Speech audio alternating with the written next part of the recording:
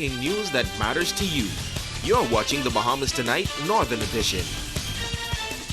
Welcome back. The Sir Charles Hayward Library continuing in its quest to become a hub for educational development as it expands its role in services here on the island. Director Geneva Rutherford says the library is meeting its mandate and is fast becoming an extended center for learning. Our whole thing is to ensure that the library supports education, whether it's the adults in the community, whether it's public health education, whether it's for the students for exam purposes, and we do lots of exhibits, art. So every area of the community we want to be an assistant to and to make it a real community center. A former educator stated that the board of directors are calling on the wider community to join the library in its quest to develop a stronger, more equipped and skilled generation. The board of directors have had the vision to go out and get donations for lots of new technology and lots of books, and many of the companies are now annual donors to the cause.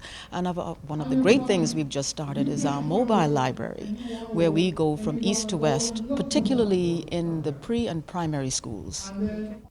In other news, the delay in the parade now gives schools some additional time to prepare for the big day. One school that could use a little more prep time is Mary Star of the Sea Academy. Megan Shepard tells us why.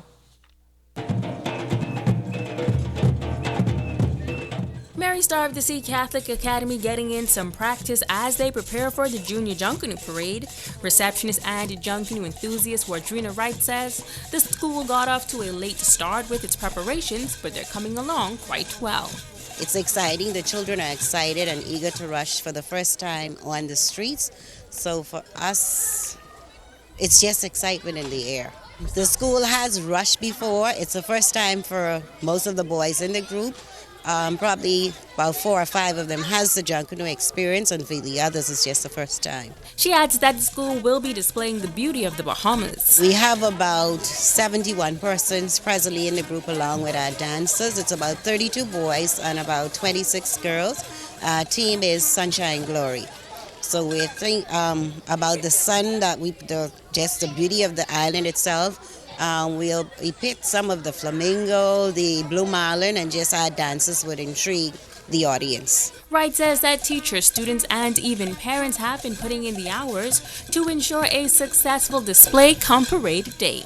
The kids are involved. We have some of our 10 and 11 and 12 graders who've been coming out pacing because, as you notice, the little ones, they're small, so we have the assistance of the 10, 11, and 12 graders for their community service hours. Megan Shepard, ZNS Network News. Funeral service for a prominent Grand Bahama businessman will be held this coming weekend, and tonight family members are reflecting on his life and his legacy. Sabrina Brown has more. Edgar Alton hails from the Turks and Caicos Islands. He moved to Grand Bahama at an early age and played a pivotal role in shaping the economy of this island. He was known for his love of building, and so he established Alton Construction Company and later became a major developer on Grand Bahama, having acquired Ashfield Investments. He was one of the first set that started to build homes and stuff like that so people can have some place to live, and he always, fix it in a way that the average person can afford to live in dignity and pride within themselves, and he did all that he can to make this happen. Edgar's son Henry Juice Alton says while his father was able to achieve a high level of success, he also had a passion to help others succeed. I remember days in Abaco sitting outside on the porch and eating while my mother was preparing food for Penland, my old man, and Fox on the inside.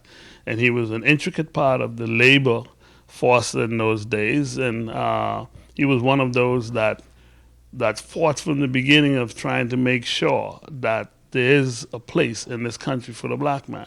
Henry reflected on one of his final moments with his dad.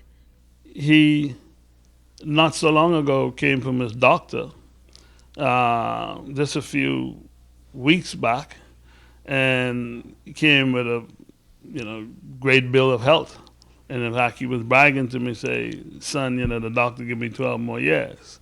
I say, great man, I just hope it could be 12 times 12, but we got to look somewhere down the road at reality, we got to chuckle over it. Edgar's granddaughter, Charlestina Knowles, says his passing has left a major void in her life. He was my father. And it's difficult because it was a lot more things that I want us to do together. January 20th would have been Edgar's 80th birthday, and ironically, the family was planning a grand celebration for this coming Saturday, which is the day he will be laid to rest. Edgar Alton passed away on January 5th at the age of 79. Sabrina Brown, ZNS Network News.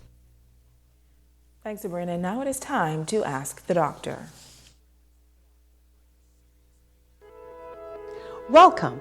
I'm Dr. Monique Pratt. OM from Nassau asked, Doc, I'm never full. Sometimes even a couple of hours after a big meal, I find myself feeling hungry again. Is something wrong with me? Believe it or not, OM, you are not alone. Many people can still feel hungry after a big meal, especially if the meal was not particularly healthy.